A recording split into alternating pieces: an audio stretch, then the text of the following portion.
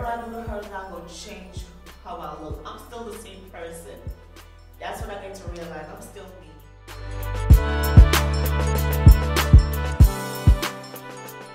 Everyday Superwoman Show.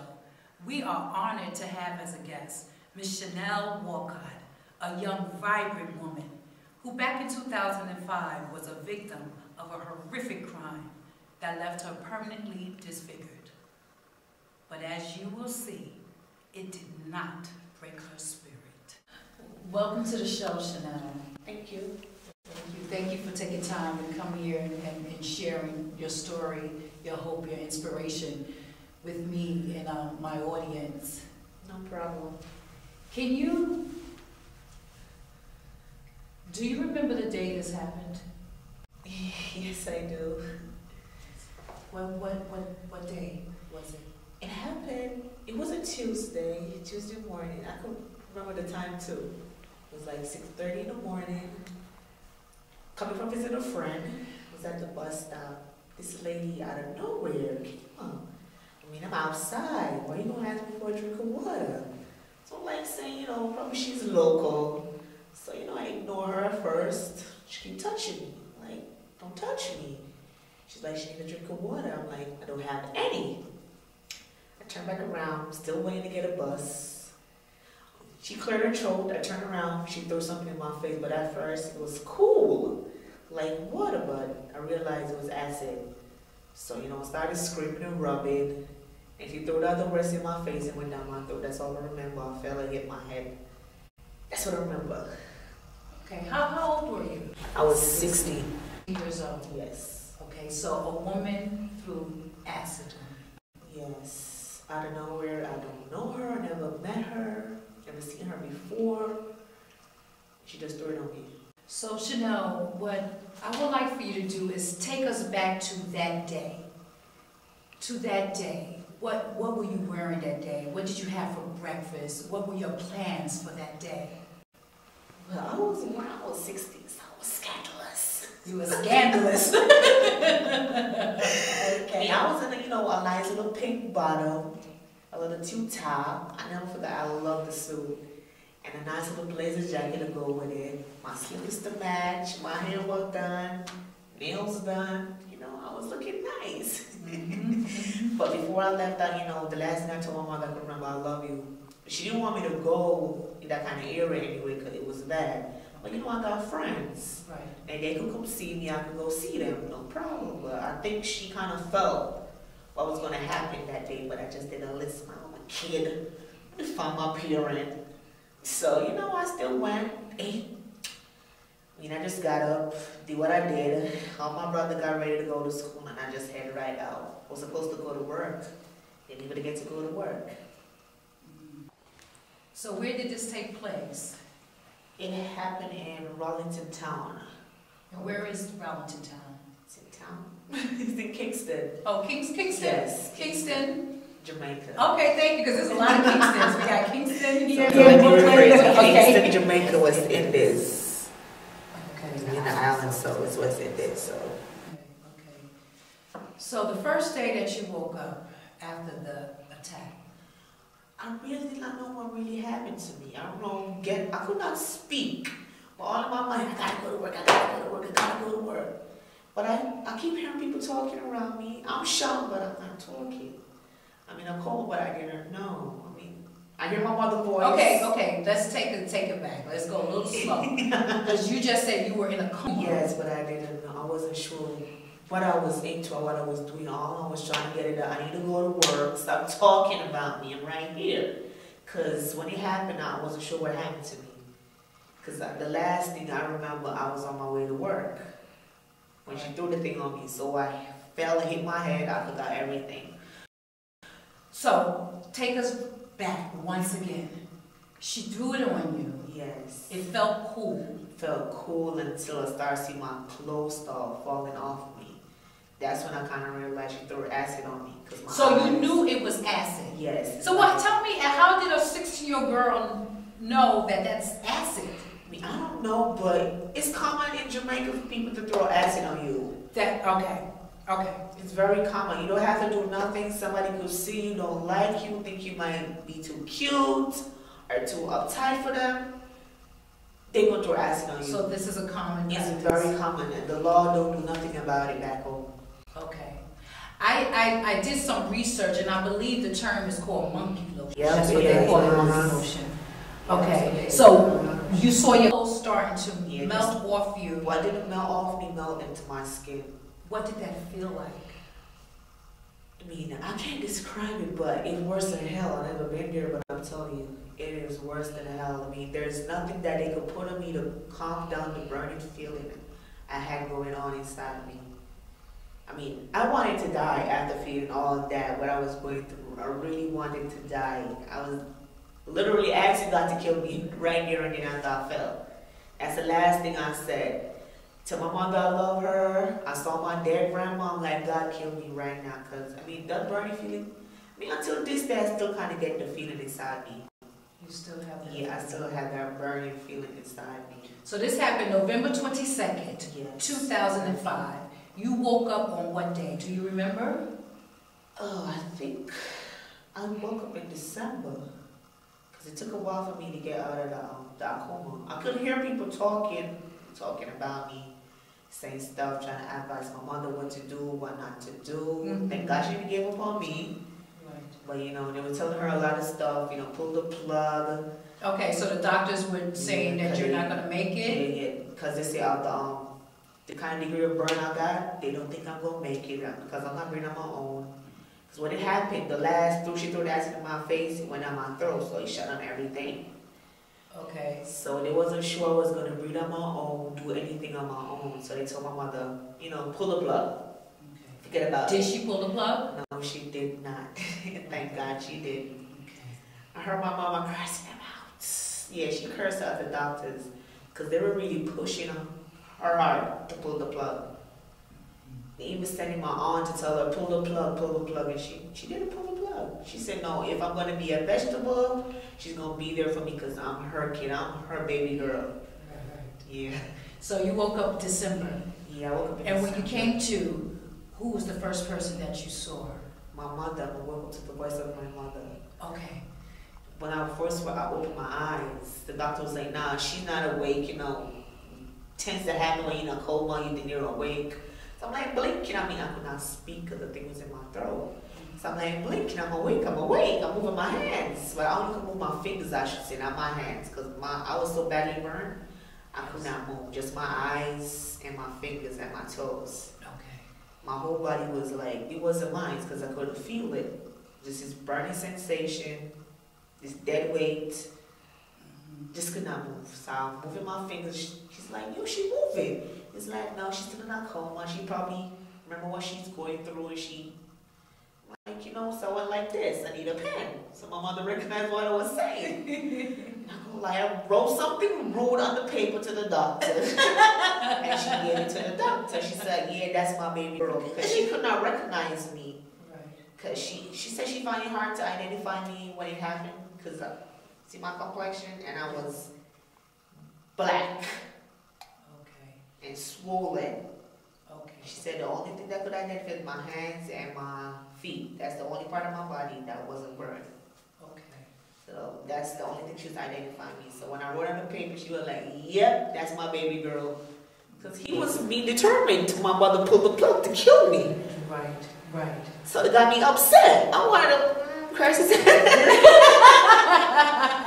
Young and vibrant. Young and vibrant. So I wrote on the paper what I wanted to tell him because I could not speak. Even when they took it out of my mouth, I still could not speak because my mouth was so badly burned. Right, and you were still, once you woke up, you were still in a lot of pain? Oh, a lot of pain. A lot of pain.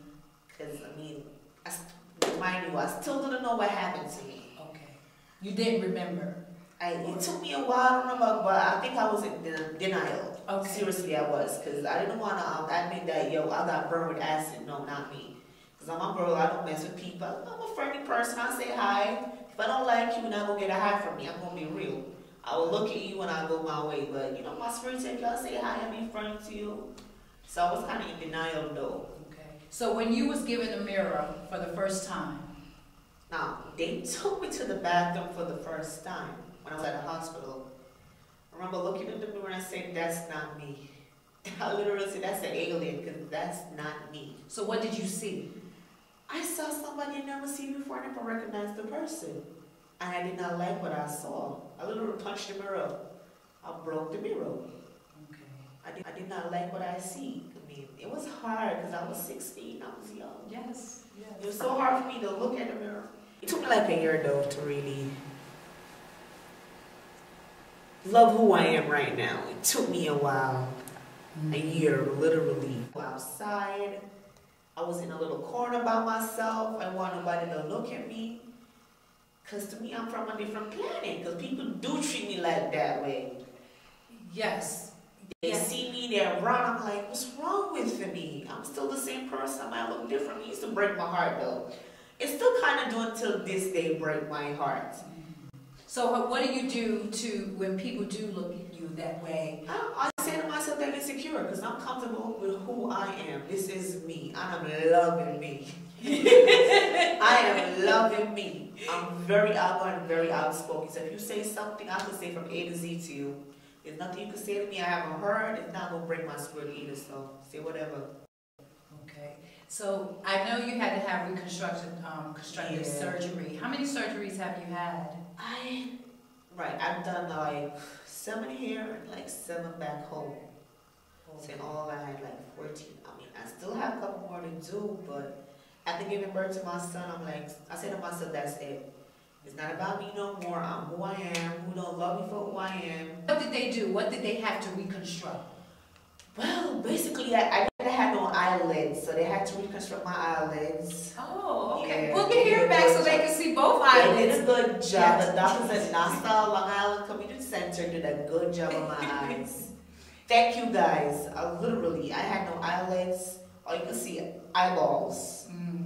I had no lips.